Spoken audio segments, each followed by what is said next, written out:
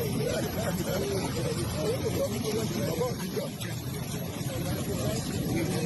go, please.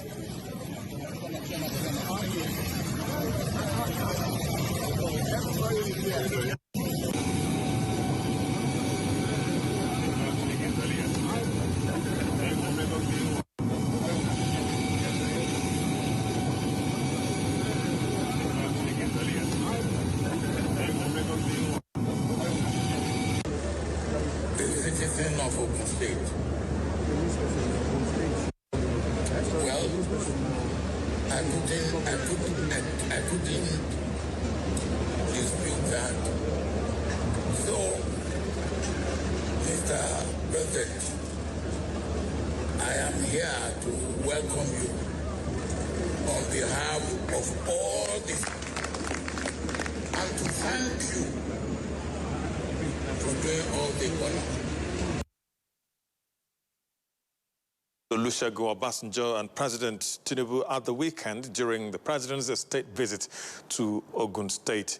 Obasanjo was seen, as you clearly saw, wearing an outfit branded with President Tinubu's signature symbol, specifically a cap and an attire featuring Tinubu's notable infinity of broken chain logo associated with his campaign and identity for many years now.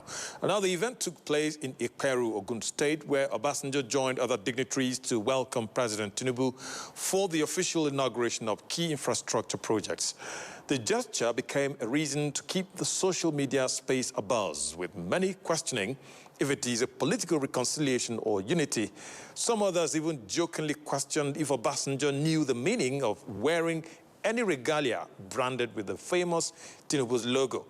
Well, hopefully, as the elections draw closer, it will surely be revealed who the former President Obasanjo will be supporting as a candidate for the 2027 presidential race. This appearance was notable given their historical political differences and Obasanjo's support for an opposition candidate during the 2023 elections. Now, also at the weekend, the Independent National Electoral Commission, INEC, announced a suspension of its planned nationwide voter revalidation exercise and removed related information from its platforms due to severe pressure and mounting concerns from stakeholders regarding the exercise's timing and logistical feasibility. Now, the decision to pause the exercise, which was intended to start on April 13, 2026, aimed to clean up the register for the 2027 elections. It was driven by a number of factors. Now, opposition parties, the People's Democratic Party, the PDP, and the African Democratic Congress, ADC, along with various civil society organizations, criticized the initiative, arguing that it was ill-timed as it will disenfranchise millions of voters. Concerns were also raised that conducting a nationwide revalidation exercise less than 9 months before the 2027 polls will overstretch the apex electoral body's capacity, leading to poor execution. Now, critics also warned that the process, particularly if it required rural dwellers to engage in technical, online, or physical verifications, could discourage participation and suppress voters. Now, some other stakeholders also argued that such a major exercise should have been conducted earlier in the electoral cycle rather than in the build-up to the 2027 elections. Now, following the backlash, INEC instructed all resident electoral commissioners to suspend all publicity and preparations for the exercise and shift scheduled meetings to a virtual format. Now, while not completely cancelled, the exercise is on hold pending further directives. Now, on Monday, the African Democratic Congress ADC Youth Wing finally spoke up on the derecognition of the Mark Aregbesola-led leadership by the Independent National Electoral Commission, INEC, last week, while others threatened to occupy INEC's office nationwide, demanding the apex body's boss, Professor Joyce Amopitan's resignation.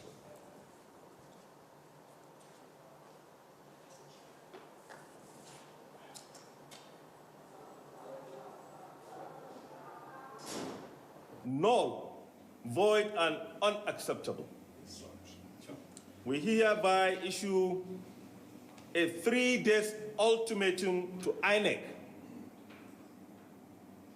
to immediately restore the Senator David Marks-led leadership on its official portal, publicly apologize to Nigerians for its unconstitutional and partisan conduct, cease all actions based on letters, pending motions, or non-binding processes without express court orders. There is no any hidden undemocratic forces, to be able to use the institutions of governance, especially this particular individual who has shown his practical position to the world that he's against the tenets of democracy. The court of law in any way did not in any form mention it that go and delist. I strongly believe that we are in a nation of where law is the order of the day. And if anybody do not want to abide by the law, if anybody wants to usurp the law, like what Amopitan just did, Amopitan is usurping the law, the judicial law, by directing himself, directing his own institution to delist the names of ADC leadership. The court never told him to do that. They're considering such kind of conduct, an individual having multiple signatures, going online, making different statements, signing, resignation letter, and the next few hours he will go to video and tell you that he did not sign resignation letter. So those kind of conduct, are questionable. Well, the debate still continues. I am Enemaku Ojochegbe, and this is Democracy Today on African Independent Television, AIT. Welcome. Let me also send my felicitations to you on the Easter celebration for the year 2026. The stories now break online. Don't miss anything from our real-time updates and exclusive content. Follow and participate in discussions on live TV studio programs to shape the narratives. Subscribe, engage, and share from AIT.live at AIT_online on X, AIT Online on Facebook, Official AIT Live on Instagram, TikTok, and Threads on YouTube. Stay connected with AIT. On air, online, on live. Focus Nigeria. It's a huge task, but we take it on. The National Assembly is not doing hearing on insecurity in Nigeria. It is America that is doing hearing on insecurity in Nigeria. Monday to Friday on Focus Nigeria, we identify the nagging issues. So people put people in poverty deliberate misplacement of priorities and brought people on their knees to suffer. We seek answers to the tough challenges. And because of For the former president, what I know is that he has not turned his membership card. Has not been attending your meeting. Leave that to us to deal. There's no shying away from the issues. The system is held accountable. The leaders are accountable for the funds, for the resources that they manage. No sitting on the fence. The same thing that made you live where you are may confront you. Focus Nigeria, 10 a.m., Monday to Friday on AIT. Now to the topic of tonight's program. We are talking about, of course, the ADC and the APC's face-off over INEC's derecognition of the ADC leadership. Now, the All Progressives Congress, APC, and the African Democratic Congress, ADC, are currently locked in a heated face-off following the Independent National Electoral Commission's decision to withdraw its recognition of the ADC leadership factions. The conflict centers on a claim by the ADC that the ruling APC is using state institutions to dismantle the opposition ahead of the 2027 general elections. Now, leaders like David Mark and spokesperson Kenneth Okonkwo have accused the APC of coercing INEC to freeze the party's operations after high-profile figures like Atiku Abubakar, Peter Obi, and Rabiu Musa Kwankwaso recently defected to the ADC. Now, the APC, through its National Publicity Secretary, Felix Moka, dismissed these claims as the cries of a desperate and power-hungry coalition. The APC maintains that the ADC's crisis is self-inflicted due to internal power struggles and that INEC is simply obeying a court of appeal order to maintain the status quo antebellum. But his claims seem not to be on the same page with the chieftain of the party, Honorable Farouk in a media interview. He said such a heavy blow on Mark-led group as a revenge.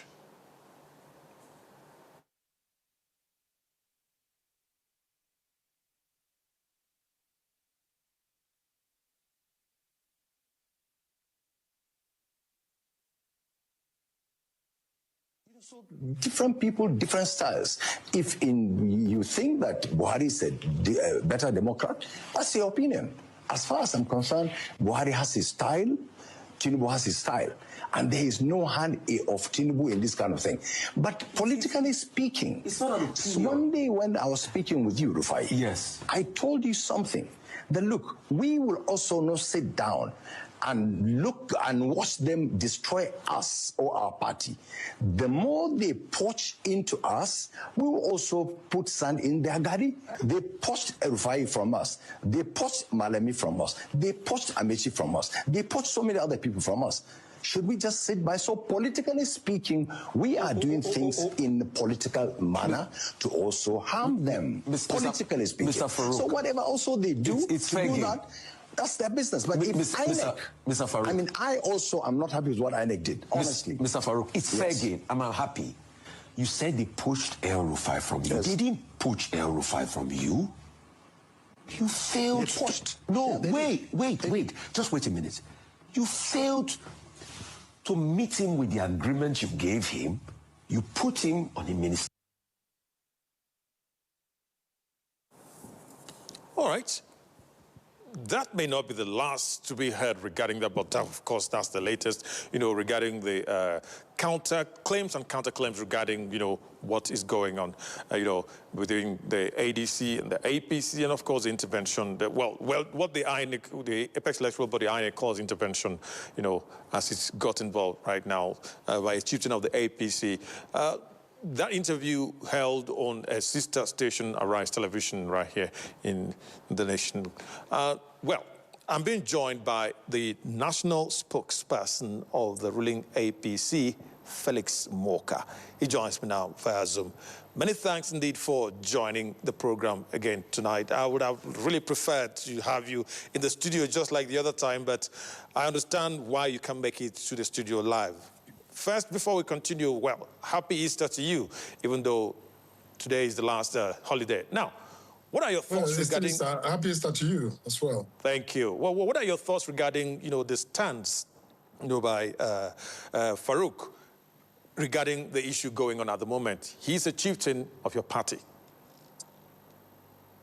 Honorable Farouk is a citizen who is entitled to his views and his opinions, even when he's a member of the APC.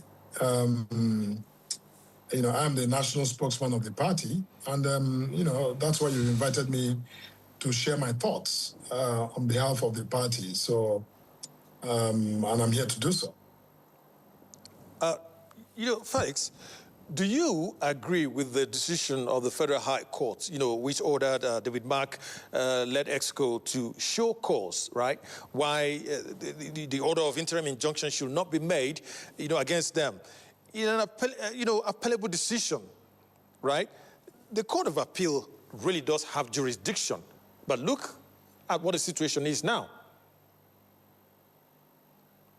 No, first of all, there's nothing that happened in the Federal High Court that gave rise to a need to appeal to the Court of Appeal. The invitation by the Federal High Court to the ADC to show cause while the interim injunction sought by the plaintiff in the matter, nephew Gombe, was not a decision that the ADC should have appealed. There was nothing there to appeal. It was not a decision.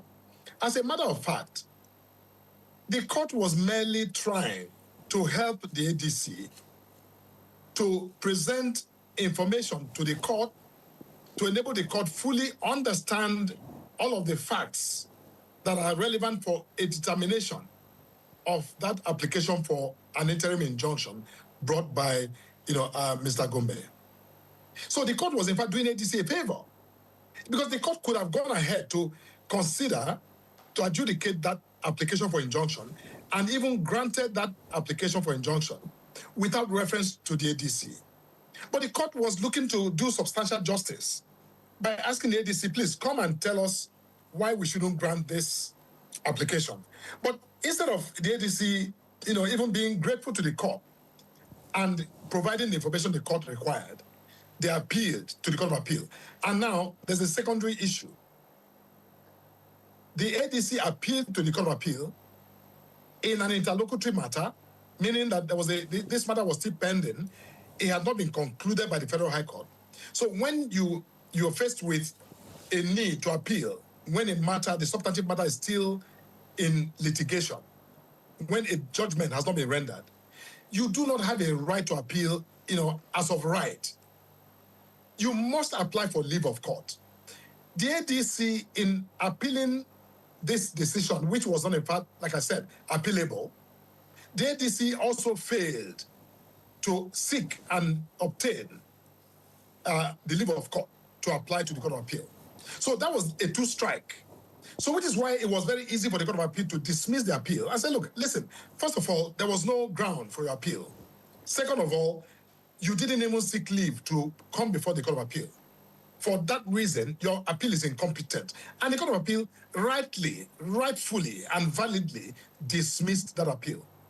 You see, so look, now the ADC turned around, and by the way, the other significant information that Nigerians must keep in mind in order to understand what is going on is that this case was filed on the 2nd of September, 2025.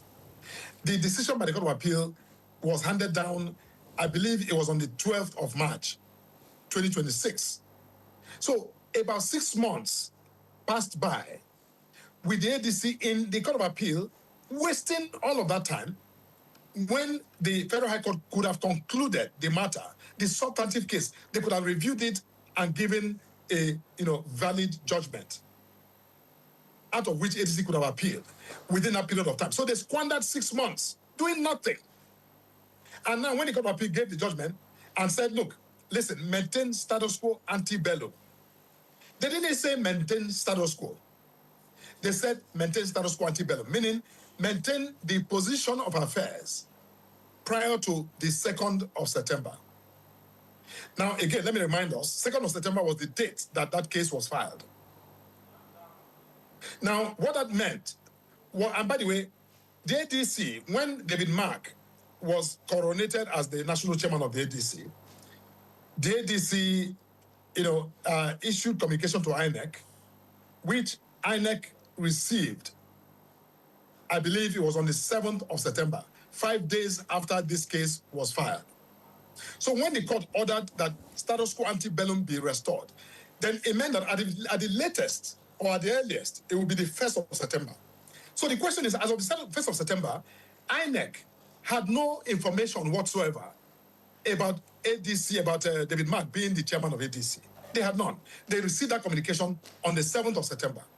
So it meant that going to maintain status quo ante bellum as of 1st of September, INEC had no knowledge that David Mark was in fact the national chairman of the ADC, which is why INEC rolled back the time to the events before September 2nd, in compliance with the order of the Court of Appeal.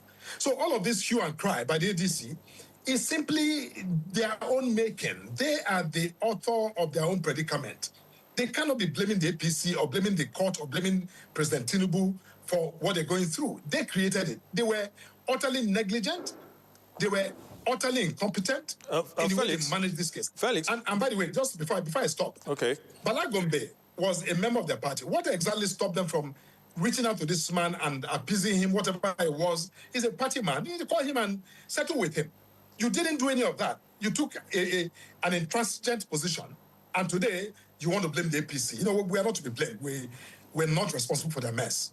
The decision of INEC, right, doesn't quite sit well with the party and indeed other, political watchers and many other Nigerians, because by INEC taking this stance, it appears INEC is doing the job of the courts. Why not allow the courts to take this decision that INEC took? That is what many Nigerians, are really asking. No, look, anybody who is asking that question doesn't understand anything about the judicial system, about law, and about what a court order is about. They don't get it. And I think that it's our duty and the duty of the media to inform Nigerians properly so that they can understand. When a court gives an order, it does not give you any discretion whether or not to comply with the order. When the Court of Appeals said to INEC and to the parties, not just INEC, to say, look, maintain status quo ante bello, you must do nothing to foist a situation of helplessness on the court, meaning don't do anything that will render whatever judgment the court may give, invalid or nugatory. Don't defeat the authority of the court. That was the order of the court. INEC was required to comply with that order. INEC didn't make the order, but INEC was the subject of that court order, and INEC had to comply with the order. INEC didn't have a choice but to comply with that order. So let's not, focus on INEC and say INEC did nothing. INEC did it. It was INEC who just merely complied with what they had. So the point here is that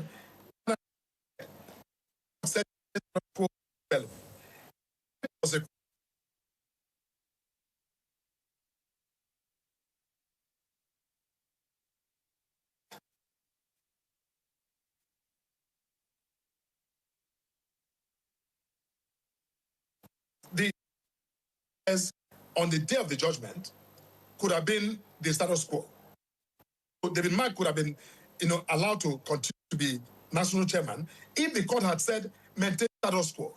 But once the court said maintain status quo ante bellum, it meant maintain status quo before the dispute arose. And at least we can all agree that the dispute here arose on the date, September the 2nd, when that case was filed at the Federal High Court.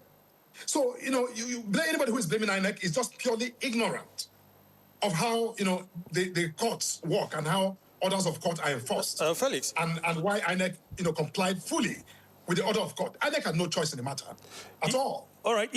Since the main reason Nafiu Bala Gombe, went to court is to stop the apex electoral body from recognizing the David Mark-led leadership, is there any difference between what he's asking the court to do, and what INEC has done at this time?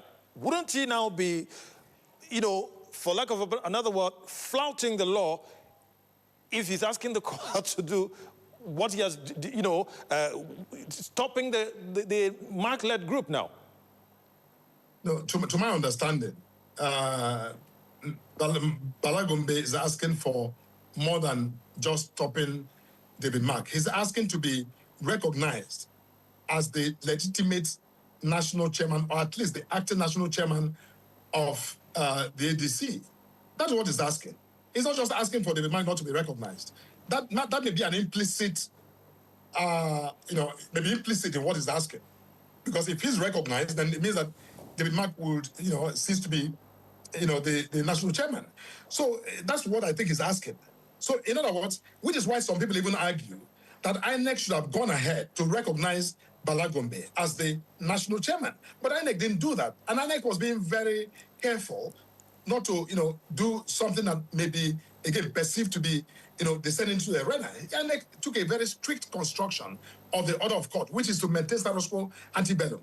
You see, look, Bala Gombe and whatever he's claiming is also a citizen. To be honest with you, Bala Gombe also has a right to vent and to seek legal redress. But this is someone who has resigned, even though he has denied the resignation. But can't that the umpire, go a step further to also, prevail on him to prove that his denial of his resignation, is genuine? Because it is now emerged in the whole squabble.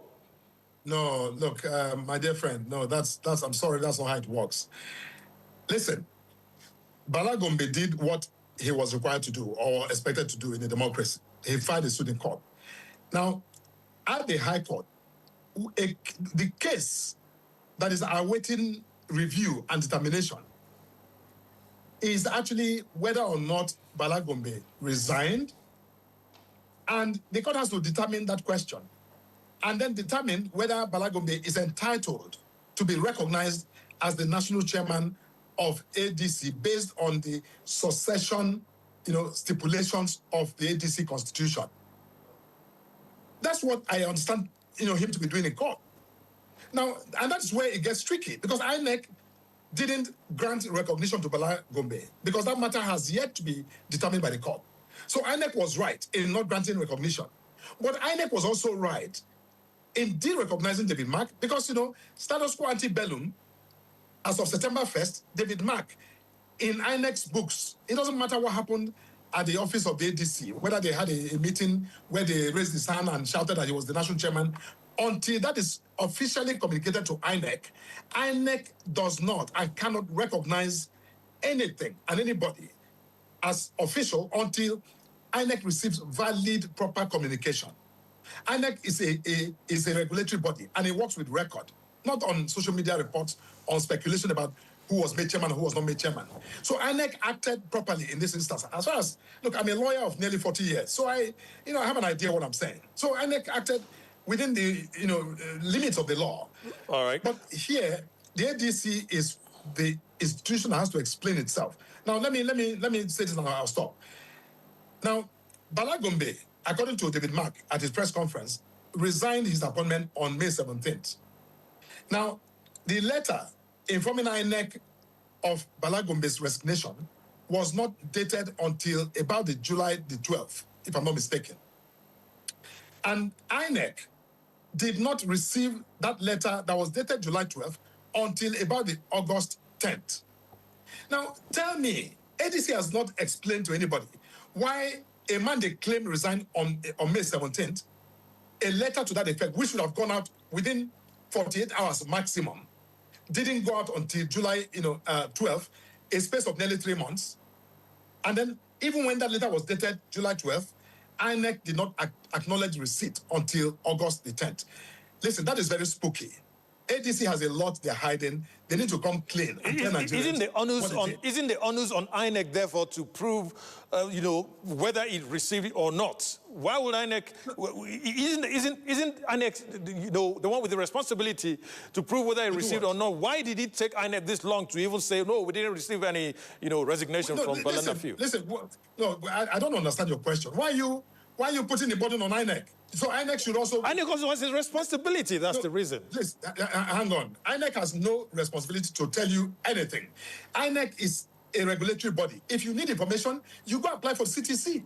INEC does not come to the media to start telling you, oh, we received the data from APC. When Ganduje resigned as national chairman of APC, INEC will come and inform Nigerians, oh, we have received a letter from APC informing us that Ganduje resigned. Who does that? Please, that's almost... not a smart thing to say. That's not expected. Now, talking about David Mark, you remember that when you talk about experience, he has quite a lot of it. He was the longest-serving Senate president Nigeria has ever had. He was, founding members of the PDP, and he's got quite some experience. So, would you say as well that he doesn't know his onions in this regard, in the current state of things? Look, I don't have to say anything. The record speaks for itself. The level of tardiness, the level of utter confusion, disorganization and disorientation, and incompetence demonstrated by the ADC and its leadership and their lawyers is just mind-boggling. So I'm not speaking about the remark or whatever. I'm just telling you that the ADC as a body, as a group, as leadership and as lawyers who serve them completely, did not serve themselves well. And which is why they're in this mess.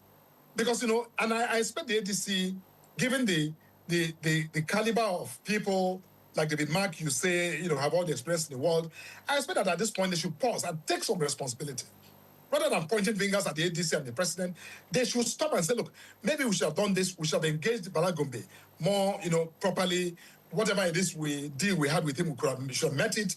We should have, made sure our lawyers were on top of their game. They were not. But rather than take responsibility, I see leadership is not a joke. You can't even lead your party. You can't manage documentation of your record properly. And you are screaming that you are ready to govern Nigeria. Govern Nigeria from where? when you can't even manage and fix your internal problems as a party, you want to govern Nigeria. You see, Nigerians, I think, are laughing these guys to the market. All right. Square, quite frankly. All right, let's look at the electoral umpire itself now. Expectations are high. Nigerians are anxiously waiting, to hear, something cheering, something hopeful as the elections, inch closer ever so fast. Now, the apex electoral body, INEC, just suspended the voter registration, voter register revalidation, and what have you. That's caused some sort of setback, especially in rural communities where there has to be, use of technology and all of that. Does that not cause some sort of setback? Now, a new date has been announced, yes, but why now? Why couldn't it, just go on? INEC has got the technology and the funding.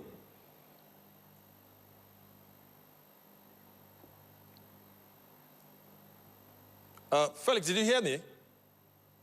No, you have to repeat that, please. Okay, I was saying that, sorry that you missed it. I was saying that, let's look at INEC. They just, changed their mind, let me put it quite simply, regarding the voter register revalidation.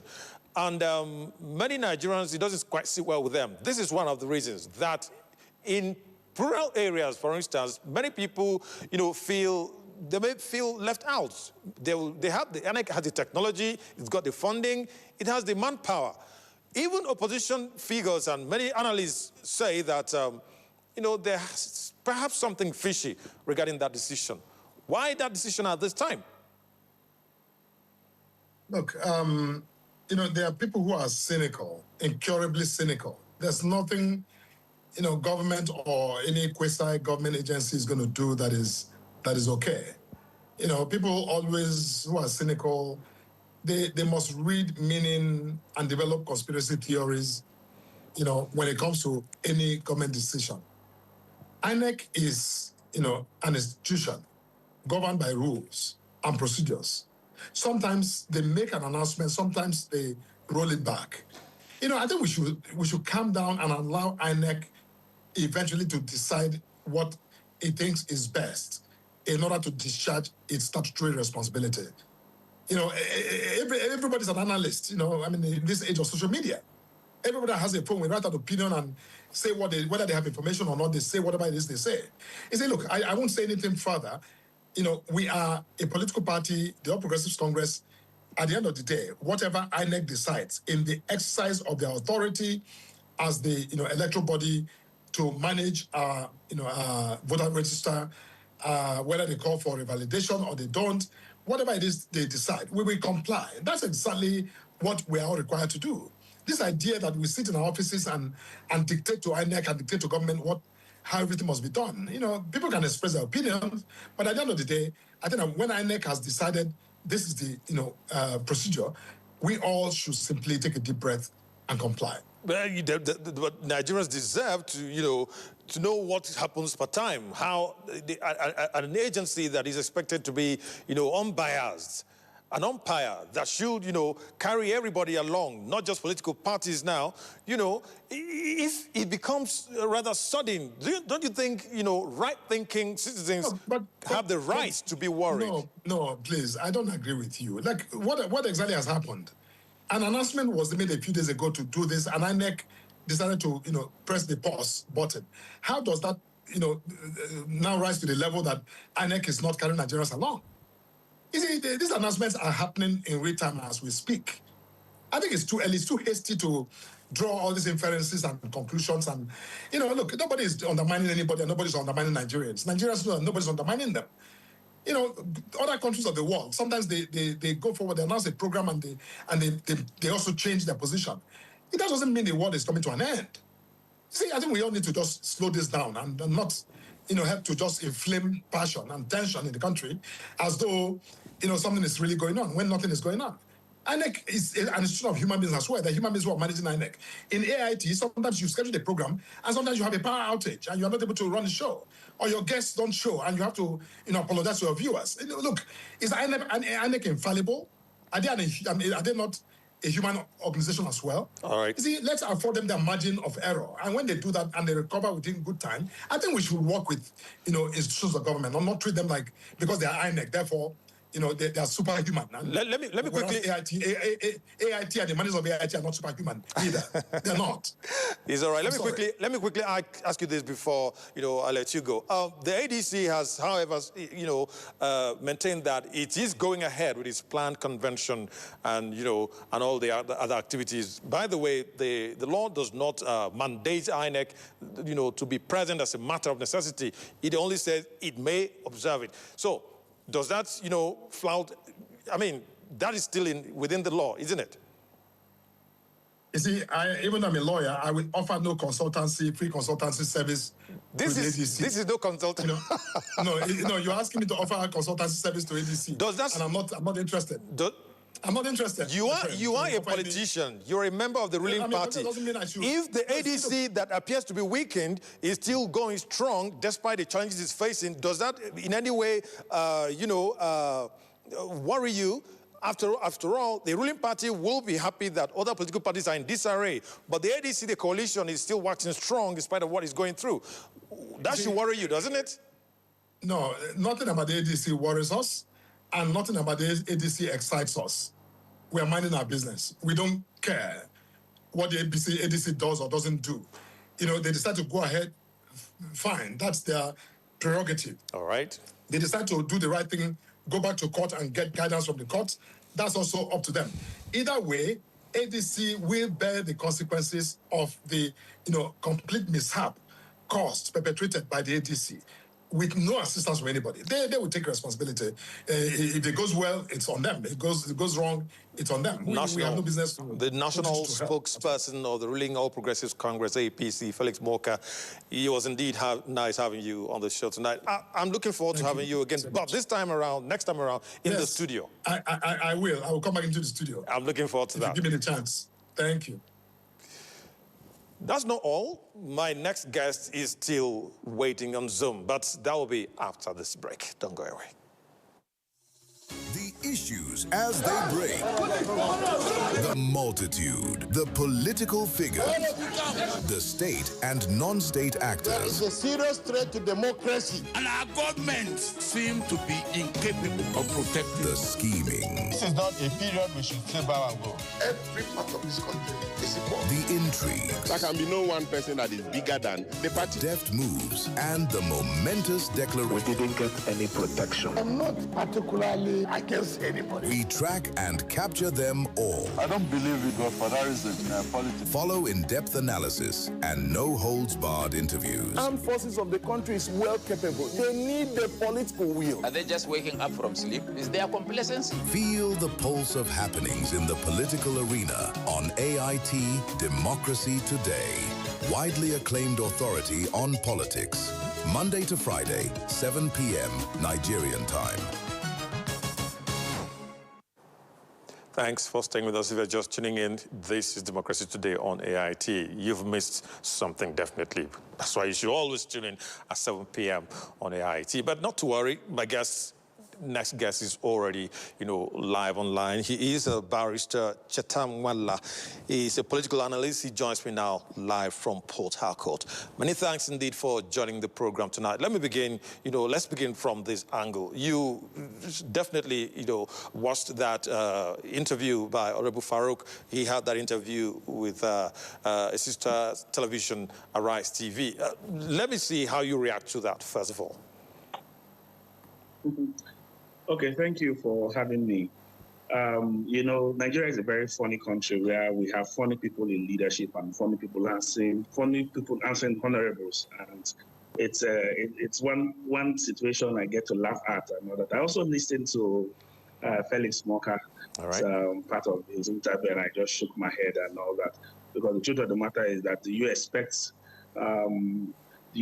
him to say something different from what he has said. The statement accredited to Farouk represents the true nature of things. Why what is happening to the ADC is happening to the ADC. Because you see the APC is unsettled, even with 31 governors. The question we keep asking is, what is the APC afraid of? What exactly is that thing that they are trying to beat to make sure that there is no opposition? You said you have 31 governors. You also said that you have the majority at the National Assembly. Why are you afraid of contesting real elections? We have seen how they have completely destroyed the PDP. The PDP is completely destroyed today. Now you now have the ADC that seem to form the only opposition within this country. And they are seeking every means to destroy and weaken the ADC. And that's why you see all this is playing out.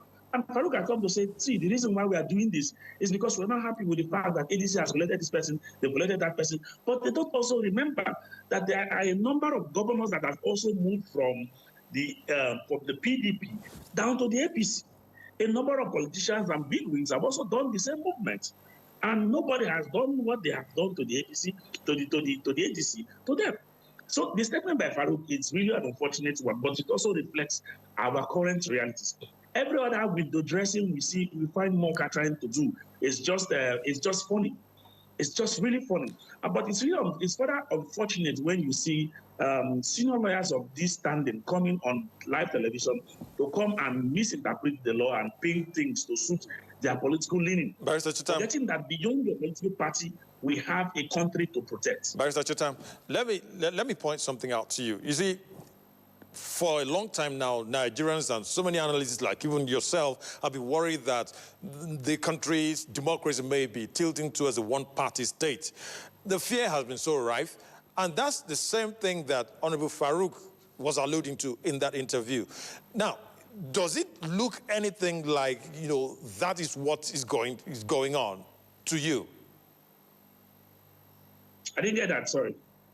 Do you see it as a deliberate, attempt as well, just like Farouk is saying? No, the truth of the matter is that what is happening with the ADC is a deliberate attempt by the APC. It's a deliberate attempt, and we cannot address these things. The APC is just only trying to weaken the ADC to make sure that there is no opposition in 2027. The president does not want to contest an election with anybody. He wants to run an unopposed election or a near unopposed election where all opposition will be destroyed. Remember, this did not just start. It started first of all with the Labour Party. Remember with the Labour Party. Immediately after the elections were won and lost in 2023, the issues with the Labour Party, which was then one of the strongest forces we had in the country, they destroyed the Labour Party, weakened the Labour Party today. From the Labour Party, we moved on down to the PDP. From the Labour Party, we moved down to the PDP. The PDP suffered this, and now from the PDP, El-Rufai moved to the LP. We also suffered the same fate in the SDP. The same fate was suffered in the SDP. The crisis came up, and the people decided to register their own political party. You said no, they should not, that they can't register their own political party. Barrister Chitam, they went to Barrister Chitam, you know that the APC, however, has repeatedly denied that it has nothing to do with, there's anything to do with the crisis in the opposition party, because they even say that even their own party has got crisis too, that it is natural in a democracy for opposition parties to have crisis. So they won't agree with this position now. I'm not expecting them to agree with this position. I don't also expect them to come out to say that they are the ones involved in the crisis, political crisis in the PDP and in the opposition political party. We saw what happened now. We have Bala Mohammed, who is actually a governor and a chieftain of the PDP. I don't know whether he has finally moved to the APC. Now went to the president to beg the president to talk to Wike to allow their party thrive. Imagine that type of circumstance and situation, that he will now leave his party, go down to the president who is in the opposition, who is in an opposite political party, go down to the president to beg the president to speak to the FCT minister for the party to sustain. And you say the APC has no hands in what is happening? What more evidence do we need to show that the APC is interested in what is happening? You heard Felix Moka. Felix Moka was busy he was speaking more like an INEC spokesman than the spokesman of the opposition, of the ruling party. He wasn't speaking like an APC spokesman. He spoke more like they are actually in league with INEC. And to be honest with you, most Nigerians are tired of what is happening. Most Nigerians have lost confidence in the INEC of today. Now that you mentioned INEC, let me quickly point this out. The revalidation of voter register that was supposed to hold, before now has been suspended. A new date has been announced, April 13, thereabout. Many people are worried that that could also, undermine the process as well. But it is normal, even according to INEC. Why are we revalidating voters? To clean up the register. To clean up the register. To clean up the register. And why are we doing this a few months to the general election? You see, these are some of the things that keeps on making Nigerians lose trust in this INEC. That INEC waited all this while.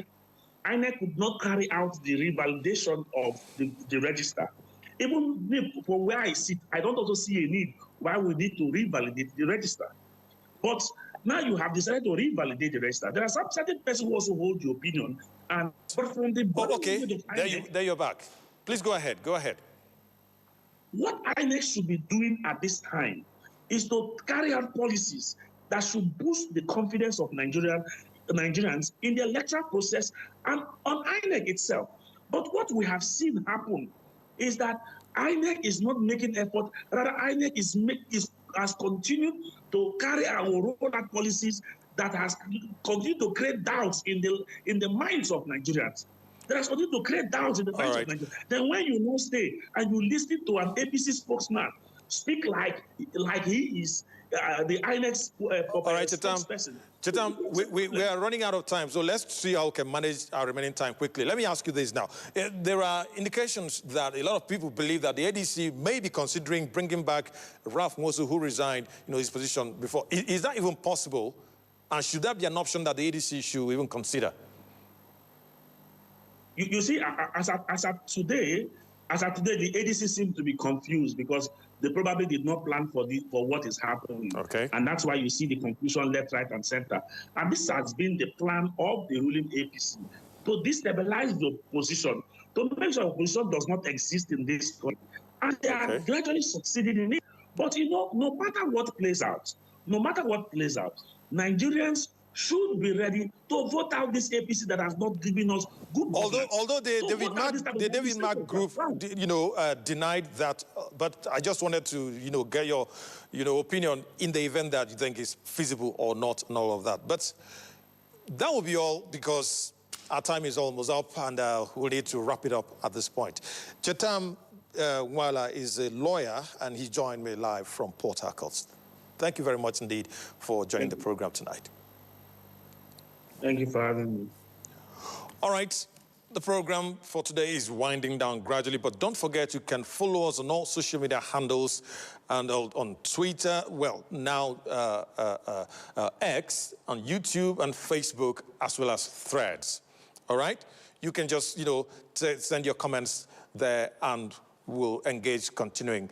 Now, look at the comments we got on social media. You see the way the question is answered with certainty. And we as a people are acting like we are too powerless, like David always say, whenever we wake up is our morning. And another one says, very shallow reasoning. What happened to all the other parties? Because some parties refuse to put their house in order, or governors choose to pitch their tents with the APC because it seemed a stable party. It has become a one-party state. What happened to the countless amount of parties we have?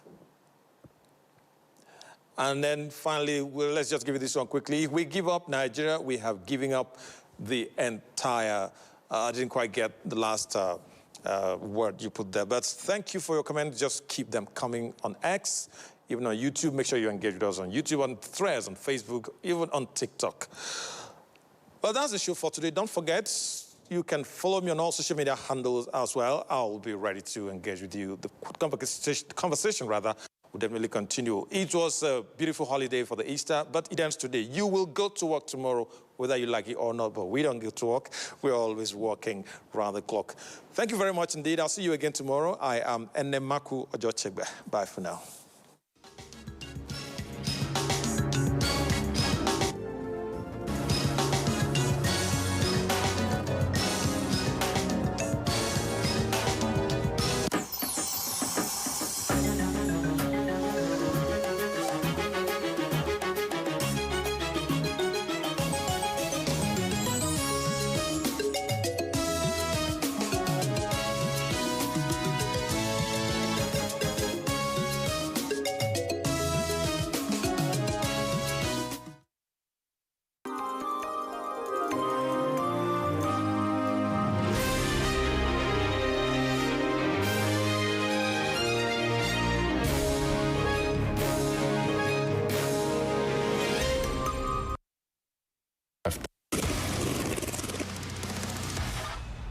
It's the best job in the world, you know. I'm playing video games, I'm traveling, I'm meeting people, I'm teaching, I'm improving my world. When I was maybe 6, 7 years old, my father brought from the United States one of the first consoles that was in my neighborhood. We used to play tournaments of video games for 36 hours straight. So my home then started to turn into this hub for video games and entertainment for all the neighbors. It's funny being a Mexican kid with a mother telling me every day to stop playing video games. Juegue, juegue, juegue, juegue, juegue. Horas y horas y con los amigos. Podías hacer otras cosas en vez de estar tanto tiempo jugando videojuegos. It took me maybe 20 years to teach her that it's okay to play video games, you know. It was just a matter of time joining video games that I loved a lot and changing my surroundings, changing my community, changing at last the world, no? If I had a dream project, it became through Block by Block. Block by Block is a program created by Mojang and UN Habitat where we use Minecraft to help community members redesign their neighborhoods. UN Habitat provides the methodology, the funding through Block by Block, the video game expert, urban experts, the supervision of the project, and all the planning for the workshops.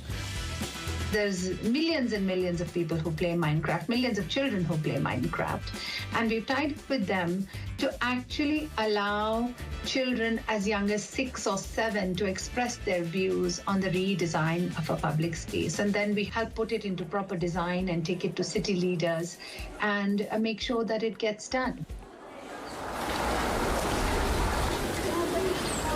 The project in Kosovo was in the center of the city. We were building in an old marketplace, and the community started wondering about the possibility, for example, for having a skate park. And then everybody got excited about the skate park because there were no skate parks in Kosovo. Through Block by Block, the community was able to develop a park that included a skate park. We supervise that the community wishes are reflected through the whole process and are included in the final design.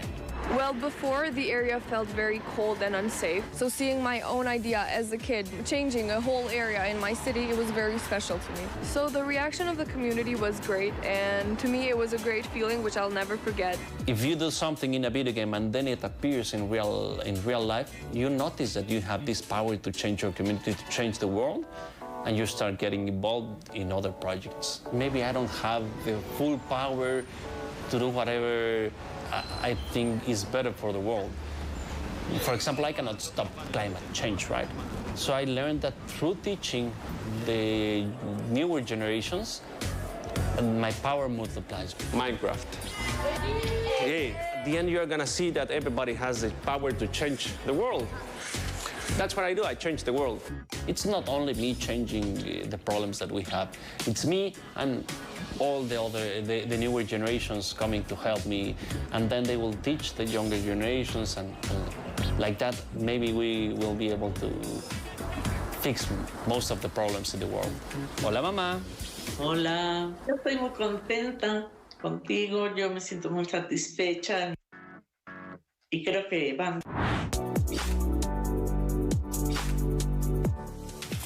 Gender Agenda is where policy meets people. It's a bold policy literacy platform bridging the gap between decision makers and women across every sector. From parliament to politics, from leadership to governance, from peace to economy, development, human rights, from Nigeria to the rest of Africa, Gender Agenda amplifies voices too often excluded, ensuring every voice counts. Through compelling storytelling, social impact dialogue, thought-provoking documentaries, town halls that lean on data and research, we raise the bar. My name is Adora Sidney Jack, and this is Gender Agenda. Gender Agenda. Women rising. In the heart of Africa's most vibrant nation, a new kind of reality show is born. where brilliant minds battle and innovation becomes entertainment. Welcome to Big Brain Naija, Nigeria's first artificial intelligence-powered investor-backed startup reality show, where 37 celebrates pitch, build, and hustle their way to a 30 million naira prize pot and an innocent vehicle star prize. With over 20 million